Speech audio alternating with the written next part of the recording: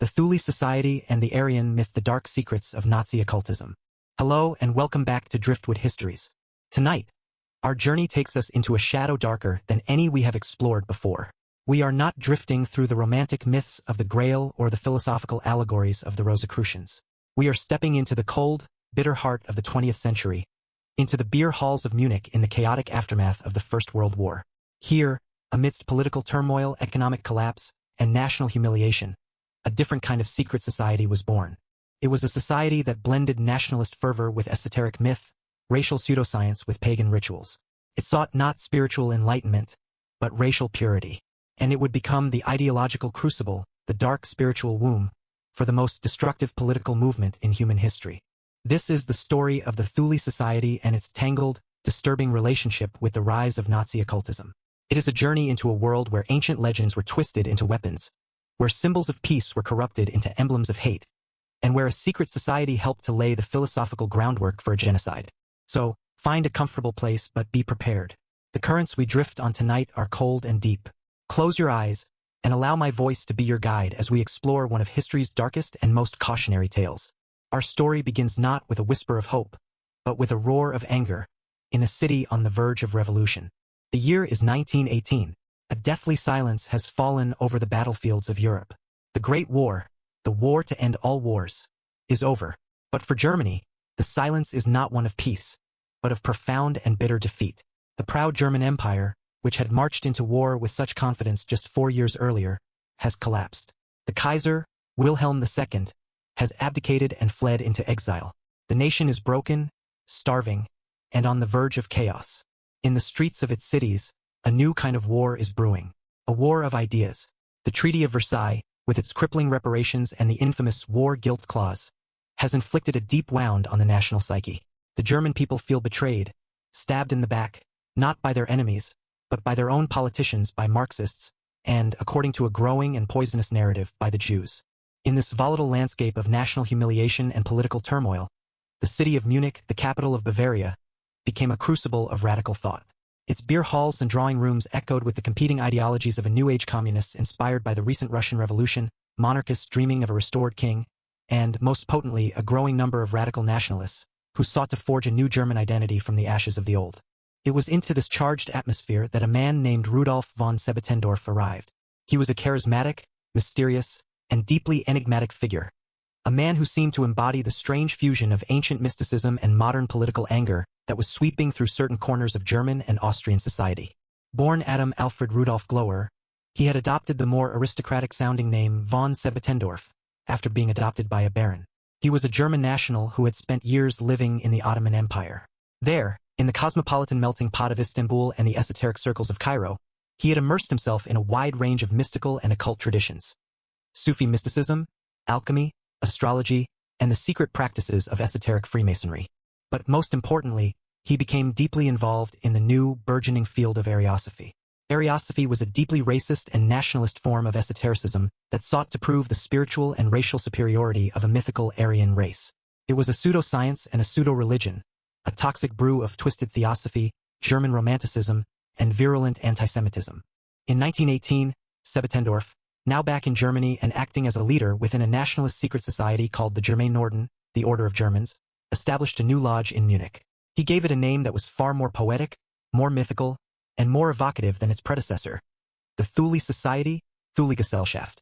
The name itself was a powerful piece of mythological branding, designed to resonate deeply with the German nationalist soul.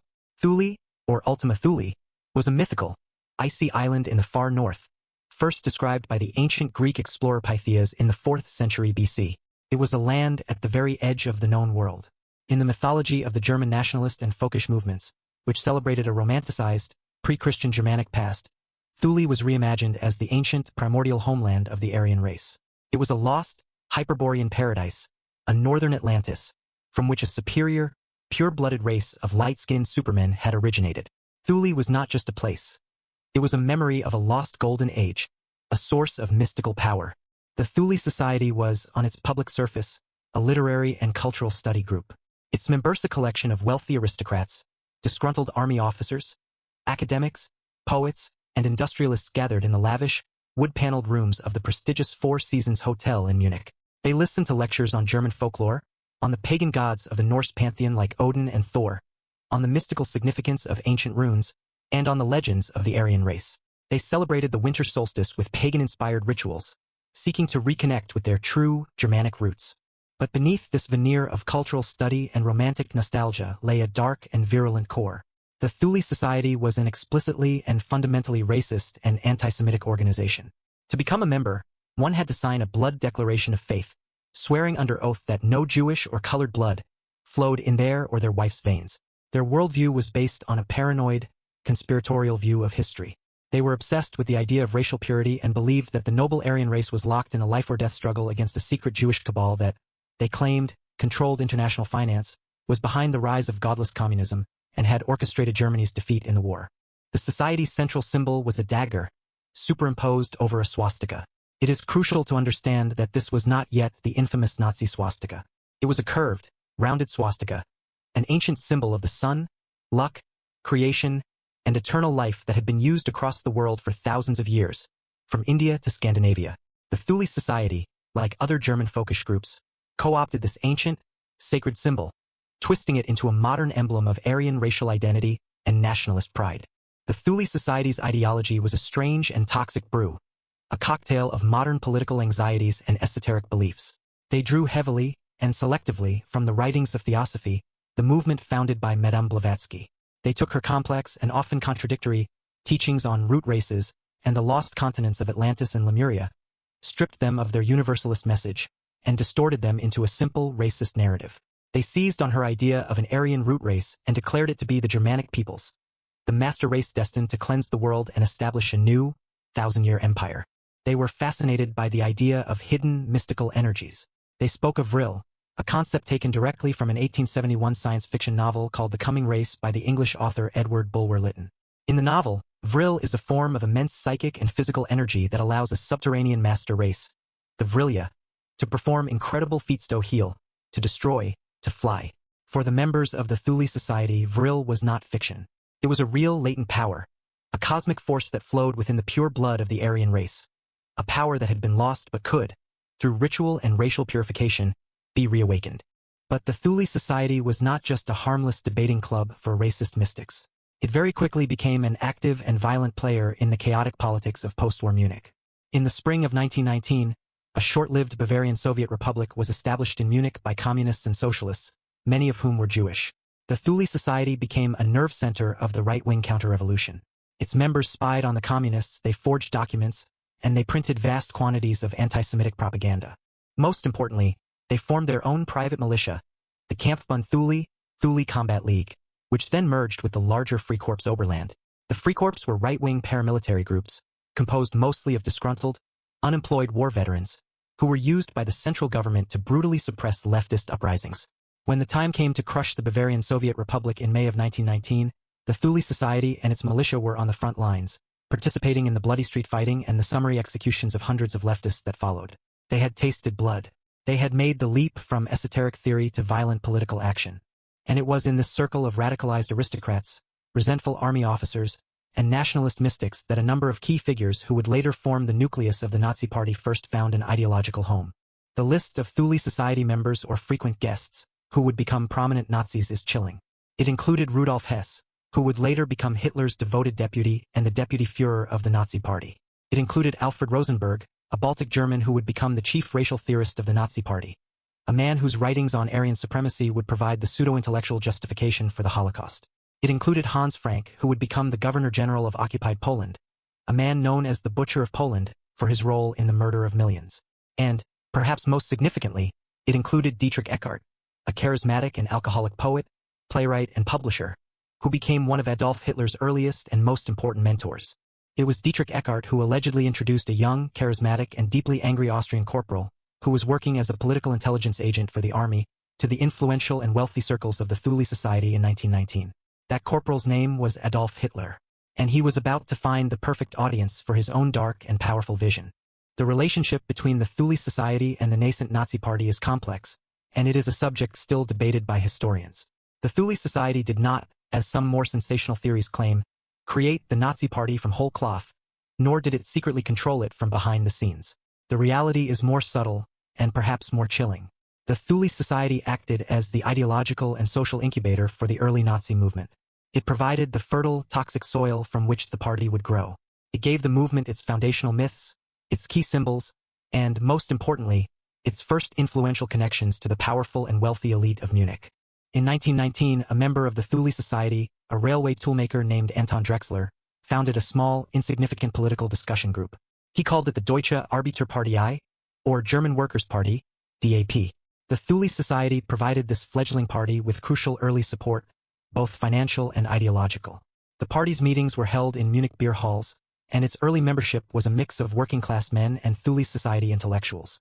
It was to one of these small, dreary meetings in September of 1919 that Corporal Adolf Hitler was sent by the Army's intelligence unit, tasked with spying on the city's numerous radical political groups. He listened to a speech and, disgusted by what he saw as weak arguments, he rose and delivered a spontaneous, fiery rebuttal. His astonishing talent for oratory, his ability to channel the anger and humiliation of his audience into a powerful, hypnotic rage, was immediately apparent. Anton Drexler was captivated. He invited Hitler to join the party. Hitler, seeing an opportunity, accepted. He quickly rose to become the party's undisputed leader, its chief propagandist, and its star attraction. In 1920, he renamed the party. It would now be the Nationalsozialistische Deutsche Arbeiterpartei, the National Socialist German Workers' Party, the NSDAP, or, for short, the Nazi Party. The Thule Society's fingerprints were all over this early version of the Nazi movement. The party's first newspaper, the Völkischer Beobachter, the People's Observer, had been the official publication of the Thule Society before it was purchased by the Nazi Party in 1920, with funds secretly provided by Dietrich Eckart and other wealthy sympathizers. And then there was the symbol. The swastika, which the Thule Society had used as an emblem of Aryan identity, was adopted by Hitler in the summer of 1920 as the central, unforgettable symbol of the Nazi Party. He was a skilled propagandist and understood the power of visual branding. He famously altered the symbol, straightening the arms, tilting it 45 degrees, and placing it in a stark white circle on a blood-red background. He wrote in Mein Kampf, "In red we see the social idea of the movement, in white the nationalistic idea, in the swastika the mission of the struggle for the victory of the Aryan man." He had transformed an ancient symbol of life into a modern emblem of hate. But the connection was deeper than just newspapers and logos. It was profoundly ideological. The core tenets of Nazism's belief in the absolute superiority of the Aryan race, the virulent and paranoid antisemitism, the idea of a global Jewish Bolshevik conspiracy, the romantic obsession with blood and soil, Blut und Boden, and the expansionist dream of Lebensraum, living space. In the East, all of these ideas were nurtured, debated, and refined within the mystical, nationalist circles of the Thule Society and other folkish groups. However, as the Nazi Party grew from a fringe beer hall movement into a mass political force, the direct influence of the Thule Society itself began to wane. Hitler was, above all, a pragmatist when it came to power. He was more than happy to use the esoteric myths of Thule and Ariosophy to attract followers and build a powerful, quasi-religious narrative around his movement. But he had little patience for the aristocratic, intellectual, and often eccentric atmosphere of the Thule Society itself. He needed a disciplined, mass movement, not a secret debating club. By the mid-1920s, after the failed beer hall putsch and Hitler's imprisonment, the Thule Society had largely faded into obscurity, its purpose fulfilled, its ideas absorbed into the much larger and more dynamic Nazi machine. But the occult and esoteric ideas it had championed did not disappear. They became deeply and institutionally embedded within the Nazi power structure, particularly within one of the most feared and powerful organizations in modern history, the SS. The SS, the Schutzstaffel, began in the 1920s as Hitler's small, personal bodyguard unit. But under the leadership of Heinrich Himmler, it was transformed into something far more vast and far more sinister. It became a state within a state, a new Teutonic knighthood, a pseudo-religious order dedicated to the fanatical preservation and propagation of the pure Aryan race. Himmler was not a cynical political operator. He was a true believer. He was a man obsessed with the occult, with astrology, with herbalism, and, most of all, with the esoteric doctrines of Ariosophy. He saw the SS not just as a security and police force, but as the spiritual and racial vanguard of the new Nazi empire. He modeled the SS on two organizations he deeply admired, the medieval Knights Templar, with their code of loyalty and military prowess, and the Catholic Jesuit order, with its absolute discipline and spiritual devotion. He designed elaborate, pagan-inspired initiation rituals for SS officers. He encouraged them to abandon Christianity and return to the worship of the old Germanic gods. He established the SS headquarters at Wilsburg Castle, a magnificent, triangular castle in the Westphalian countryside. Himmler envisioned this as the future Camelot of the SS, the spiritual center of the coming thousand-year Reich. He oversaw a lavish and bizarre renovation of the castle, turning it into a Nazi cult center. In the North Tower, a great circular hall was created, the Obergruppenfürsel, or Hall of the Supreme Leaders. It had 12 columns, a sun wheel or swastika mosaic on the floor, and was intended to be a great meeting hall for the 12 highest-ranking SS generals, a dark round table. Directly beneath it, he constructed a circular, crypt-like chamber with a central, eternal flame. This was the Hall of the Dead, designed for the ritual commemoration and mystical communion with the spirits of fallen SS leaders. Himmler planned for Wilsberg to be the Grail castle of his new, terrifying religion. Under Himmler's direction, the SS established a special research division called the Ahnenerbe, which translates to ancestral heritage. The Ahnenerbe's official purpose was to conduct anthropological, archaeological, and historical research to find proof of the history and racial superiority of the Aryan race. But its missions were often a bizarre and grotesque blend of genuine, if biased, science and pure occult fantasy. Ahnenerbe expeditions were sent across the globe, searching for the lost legacy of the Aryans. They traveled to Tibet in 1938, led by Ernst Schaefer, not only to conduct scientific research but also to search for the hidden origins of the Aryan race in the Himalayas and to measure the skulls of the Tibetan people, looking for supposed Aryan traits. They went to Scandinavia to study ancient Viking runes, which Himmler believed held secret magical power. They went to Iraq to search for relics from ancient Mesopotamian civilizations, which they believed were founded by Aryans. And they went to the south of France, to the region of the Cathars, to search for the Holy Grail, which Himmler, influenced by authors like Otto Rahn, believed was a sacred, pre-Christian Aryan relic. Himmler was also obsessed with acquiring powerful Christian relics, which he sought to co-opt for his new pagan Nazi ideology. He was particularly fascinated by the Spear of Destiny, the so-called Holy Lance, which was said to have pierced the side of Christ on the cross. According to a powerful medieval legend, whoever possessed the spear held the destiny of the world in their hands. The spear was housed in the Hofburg Museum in Vienna. After Hitler's annexation of Austria in 1938, the Anschluss, the spear, along with the other Habsburg crown jewels, was seized and brought to Nuremberg with great ceremony, where it was stored in a specially built vault. For Himmler and other Nazi mystics, this was not just a historical artifact. It was a magical talisman, a source of immense occult power for the Third Reich. This complete fusion of a modern, industrialized, bureaucratic state with ancient, twisted, and deeply irrational mythology created a uniquely terrifying ideology. It gave a pseudoscientific and mystical justification for the Nazis' horrific policies of eugenics, euthanasia, and, ultimately, racial purification. The Holocaust, the systematic murder of 6 million Jews and millions of other undesirables, was not just a political act of genocide. For true believers like Himmler, it was a necessary, almost sacred, act of occult hygiene. It was a dark, alchemical process of cleansing the world of inferior races to make way for the return of the Aryan godmen. The concentration camps were not just death factories. They were, in this twisted worldview, the dark altars of a new, racial religion. The Third Reich was a state built on a foundation of occult fantasy, a modern empire that dreamed of a mythical past and a thousand-year future, all powered by the supposed secret energies of pure blood. In the spring of 1945, the Third Reich, the thousand-year empire that was meant to last for a millennium, collapsed in a storm of fire and ruin. Its leaders were dead, captured, or in flight. The cities were rubble, and the world was left to confront the unimaginable industrial-scale horror of its crimes, particularly the Holocaust. As the gates of the concentration camps were thrown open, the full, sickening reality of the Nazi ideology was laid bare. But as the world began to piece together the history of this unprecedented catastrophe, a strange and powerful new myth began to take shape. The bizarre, occult underpinnings of the Nazi ideology did not die with the regime. They went underground and, much like the historical Illuminati, they were transformed by writers, conspiracy theorists, and popular culture into a new and deeply seductive modern legend. In the post-war years, a new genre of literature emerged, a genre we might call occultic Nazism or esoteric Hitlerism. Books with sensational titles and dramatic covers began to appear, blending historical fact with wild, and often unsubstantiated, speculation. Two early and influential works were The Morning of the Magicians, a 1960 book by the French authors Louis Pauwels and Jacques Bergier, and later, Trevor Ravenscroft's 1972 international bestseller, The Spear of Destiny. These books, and the many that followed, painted a picture of the Third Reich not as a modern political state, but as a vast and sinister occult conspiracy. They claimed that Hitler and the Nazi elite were not just cynical politicians who used mythology for propaganda. They were, in fact, black magicians, initiated members of a powerful secret society, perhaps the Thule Society, or a more shadowy inner circle like the Vril Society who were in direct contact with dark, supernatural, or even extraterrestrial forces. In this narrative, the Nazi Party was merely a front, a mundane political vehicle for a group that sought to channel dark, cosmic energies to achieve world domination. Hitler's hypnotic oratory was not just charisma. It was a form of magical enchantment. The SS was not just a paramilitary force. It was an order of dark knights. And World War II was not just a conflict over territory and ideology.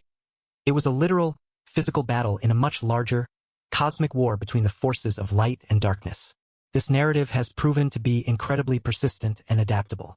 It has fueled countless conspiracy theories that continue to thrive on the internet and in popular culture to this day. These theories often involve a number of recurring, fantastical elements. One of the most famous is the idea of a secret Nazi base in Antarctica. This theory is rooted in a real historical event, a German expedition to Antarctica in 1938-39, which mapped a region of the continent and named it Neuschwabenland. According to the conspiracy, this was not a scientific expedition.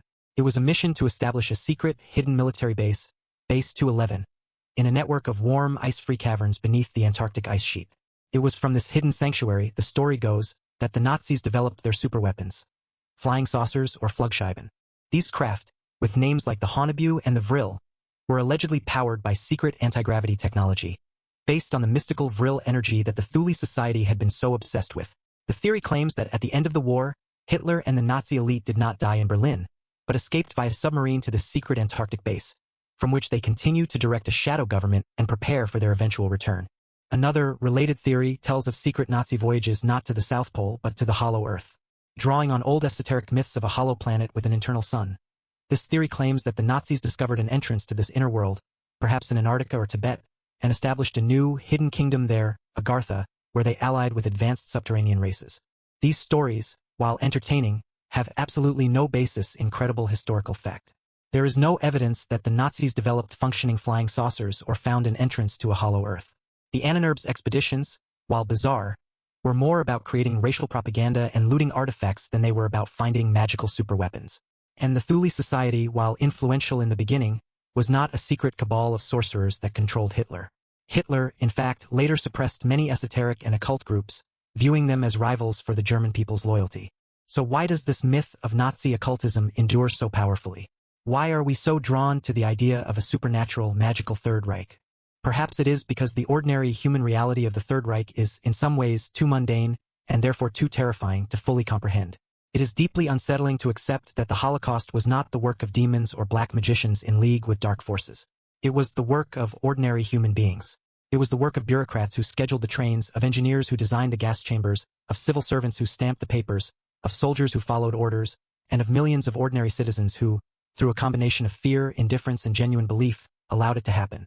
The idea of a secret, supernatural evil is, in a strange and perverse way, more comforting. It allows us to distance ourselves from the horror, to place it in the realm of fantasy, of them, rather than in the realm of human potential, of us.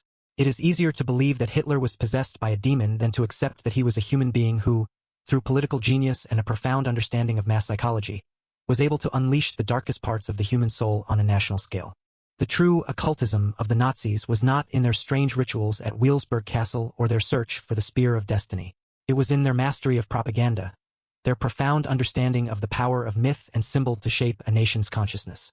They understood that humans do not live by bread alone.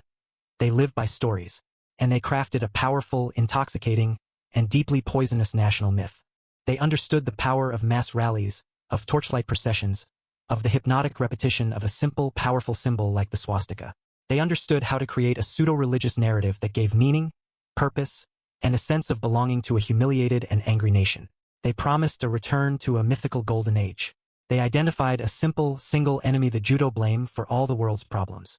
And they offered their followers a sense of spiritual and racial superiority. Joseph Goebbels, the minister of propaganda, was a far more effective and dangerous magician than Heinrich Himmler ever was. The story of the Thule Society and its connection to the dark heart of Nazi ideology is not, in the end, a tale of supernatural evil. It is a profound and chilling cautionary tale. It shows how easily esoteric ideas, nationalist myths, and racial pseudoscience can be twisted into a political weapon of unimaginable destructive power. It demonstrates how a small group of intellectuals, meeting in the secret rooms of a Munich hotel, can plant the ideological seeds that can grow, in the right political climate, into a forest of unimaginable horror. It reminds us that the most dangerous secret societies are not always the ones with the most elaborate magical rituals, but the ones with the most seductive and hateful ideas. They are the ones who promise a new dawn, but lead only to an endless, starless night. And so our journey into one of history's darkest chapters comes to an end. We have seen how a secret society, born from the ashes of a lost war, helped to nurture an ideology of hate. We have witnessed how ancient myths and esoteric symbols were corrupted and weaponized, and how the search for a mythical past was used to justify a horrific future. The story of the Thule Society is a stark reminder of the dangers that lie at the intersection of secrecy, nationalism, and irrational belief. It is a ghost that still haunts our modern world, a warning that the most destructive forces in history often begin not with an army, but with a whisper, with a secret meeting, with a story that promises a new dawn, but leads only to darkness. Thank you for joining me on this sobering voyage with Driftwood Histories. If these stories have offered you a deeper, if more difficult, understanding, I invite you to subscribe and join our community of fellow travelers. There are many more hidden currents of time for us to explore together. Until then, sleep well. May we learn from the shadows of the past, and may our own search for meaning always be guided by compassion and by light. Good night. And so our journey into one of history's darkest and most disturbing chapters comes to its conclusion. We have drifted through the chaotic, angry beer halls of post-war Munich, walked the strange, ritualistic halls of Wilsberg Castle, and navigated the persistent, often fantastical, myths that have grown in the ruins of the Third Reich. We began our story with the birth of the Thule Society.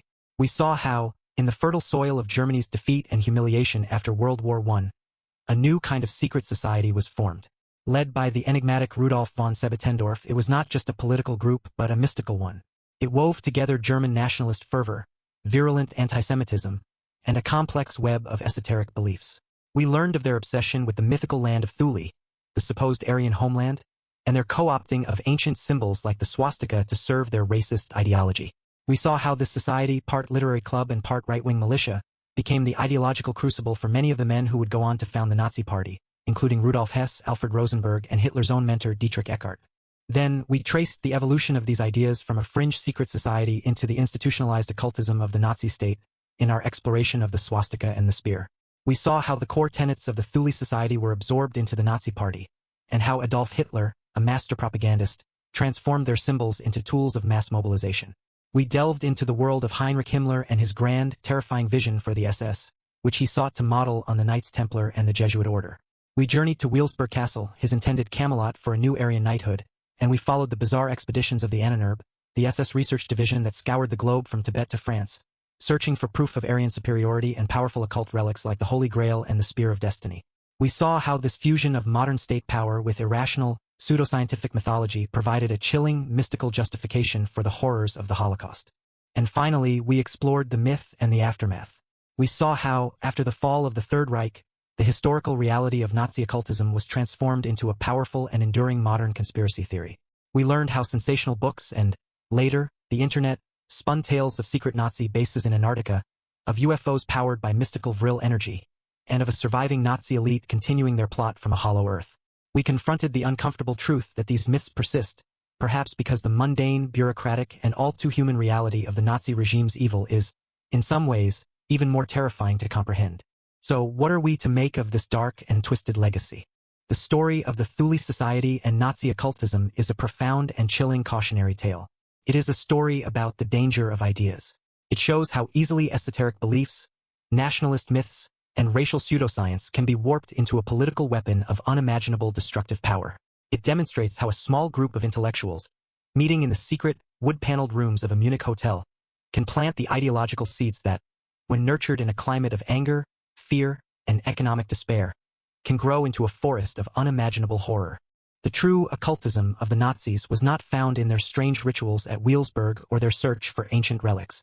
Their real and far more effective magic was their mastery of propaganda. They understood, with a terrifying clarity, the power of myth to shape a nation's soul. They knew how to create a simple, powerful narrative that gave meaning and purpose to a humiliated people. They promised a return to a mythical golden age. They identified a single, scapegoated enemy to blame for all the world's problems, and they offered their followers a sense of belonging and racial superiority. This was their true and most terrible sorcery.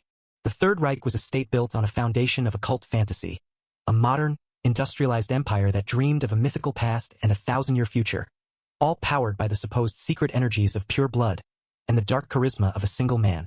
The Thule society itself may have faded into obscurity by the time Hitler took power, but its ghost lingered. Its ideas became the doctrine of a state, and its symbols became the emblems of a genocide. It stands as a stark reminder that the most dangerous secret societies are not always the ones with the most elaborate rituals or the most ancient lineage, but the ones with the most seductive and hateful ideas. They are the ones who promise a new dawn, but lead only to an endless, starless night. Thank you for joining me on this sobering voyage with Driftwood Histories. If these stories have offered you a deeper, if more difficult, understanding of the shadows of the past, I invite you to subscribe and join our community of fellow travelers. There are many more hidden currents of time for us to explore together. Until then, sleep well. May we always learn from the darkness of history, and may our own search for meaning, for identity, and for community always be guided by compassion, by reason, and by light. Good night.